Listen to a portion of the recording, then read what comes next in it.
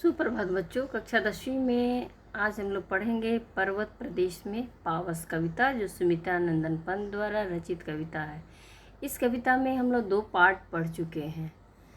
कविता के कुछ अंश को पढ़े हैं, शेष अंश को आज पढ़ेंगे तीसरे और चौथे पार्ट में।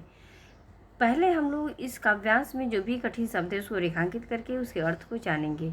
तो देखेंगे, इसका कठिन शब्द है गिरी यानी पहाड़, गौरव महिमा या बड़ाई, मद यानी मस्ती, नस नस यानी रग रग, उत्तेजित यानी जोश से भरे हुए, लड़ी यानी श्रृंखला,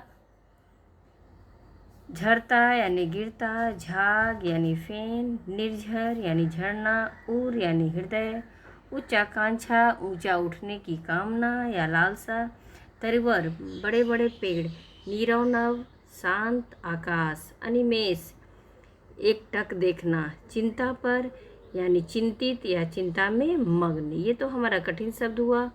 अब हम इसके भाव को जानेंगे, एक एक पंक्ति को पढ़ेंगे। पंक्ति है हमारा, गिरी का गौरव गाकर झरझर, पर्वत का गौरव पर्वत के महिमा का को झरझर की आवाज़ में गाकर। अर्थात कवि कहना चाहते हैं कि झरने जो है वह झरझर की आवाज़ में पर्वत का गुणगान कर रहे हैं, पर्वत के गौरव का बखान कर रहे हैं, मद में नस नस उत्तेजित कर। और उस झरने की झरझर की आवाज़ को सुनकर कवि का नस नस जो है उत्तेजित हो रहा है, यानी कवि का मन जो है, कवि का रग रग जो है हर्ष और उल्लास से रोमांचित होकर प्रफुल्लित हो रहा है।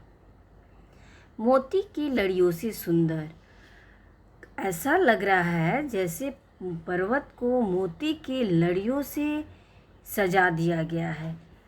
झरते हैं झाग भरे झरने, मोती के लड़ियों से भी सुंदर लग रहे हैं। क्या जो झरने हैं वह जब झरते हैं, गिरते हैं, तो पर्वत पर ऐसा लगता है कि पर्वत को मोतियों के लड़ियों से सजा दिया गया है। अर्थात पर्वत पर मोती की लड़ियों को लटकाकर उसे सजा दिया गया है। अर्थात झरने जो झर रहे हैं, इतने उसके पानी झाग भरे हुए सफ़ेद हैं, धवल है कि वह चमक रहा है, उसका पानी जो है चमक रहा है, और उस चमक के कारण वो मोती के समान दिख रहा है। मोती के समान दिखने के कारण ऐसा प्रतीत होता है कि पर्वत को मोती की लड़ियों से सजा दिया गया हो। गिरिवर की ओर से उठ उठकर, पर्वत के हृदय से उठ उठकर, गिरिवर यानी पर्वत, उर यानी हृदय, पर्वत के हृदय से उठ उठकर उच्च आकांक्षाओं से तरवर। तो गिरिवर के पर्वत के उर से, हृदय से कौन उठ रहे हैं? तरवर, वृक्ष अपनी ऊंची आकांक्षाओं को लेकर पर्वत के हृदय से पेड़ जो है वह निकल रहे हैं, झांक रहे हैं नीरव नभ पर। अपनी ऊंची आकांक्षाओं को लेकर पेड़ जो है शांत आकाश पर झांक रहे हैं, शांत आकाश की ओर देख रहे हैं, अनिमेष अटल कुछ चिंता पर।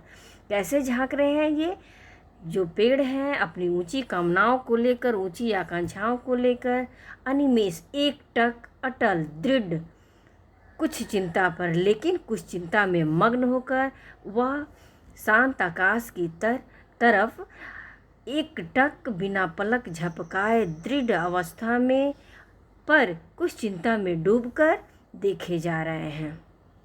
अर्थात कवि कहते हैं कि पर्वतों पर बहने वाले झरनों की झरझर की आवाज़ को सुनकर ऐसा लगता है मानो वे पर्वतों का गुणगान कर रहे हों। उनकी आवाज़ को सुनकर नस नस में जोश भर जाता है तथा मन उत्साह एवं उमंग से भर जाता है।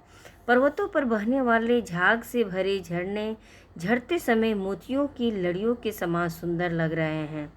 पहाड़ों पर उगे हुए विशाल एवं ऊंचे पेड़ों के मन में ऊंची ऊंची आकांक्षाएं छिपी हैं। ये शांत आकाश को बिना पलक झपकाए अटल और कुछ चिंता में डूबे हुए से झांक रहे हैं। इन्हें देखकर ऐसा लगता है जैसे वे आकाश के रहस्यों को जानना चाहते हों। ये उसका भावार्थ हुआ। अब हम देखेंगे कि इस काव्यांश को किस तरह से कौन कौन से अलंकारों के द्वारा सुशोभित किया गया है, किस भाषा से इस कविता को स्वच्छंदता पूर्वक बनाया गया है। तो देखेंगे भाषा प्रभावोत्पादक होने के साथ साथ भावों की अभिव्यक्ति में पूर्णतः सक्षम है। संस्कृत शब्दों का प्रयोग स्वच्छंदता पूर्वक किया गया है। झरझर, नस नस तथा उठ उठ में पुनरुक्ति प्रकाश अलंकार मौजूद है। झरते झाग, नीरव नभ तथा अनिमेष अटल में अनुप्रास अलंकार विद्यमान है। मोती की लड़ियों से सुंदर तथा उच्च आकांक्षाओं से तरुवर में उपमा अलंकार मौजूद है। तो आज तीसरे पार्ट में हम इतने काव्यांश को पढ़ते हैं, शेष अंश को चौथे पार्ट में पढ़ेंगे।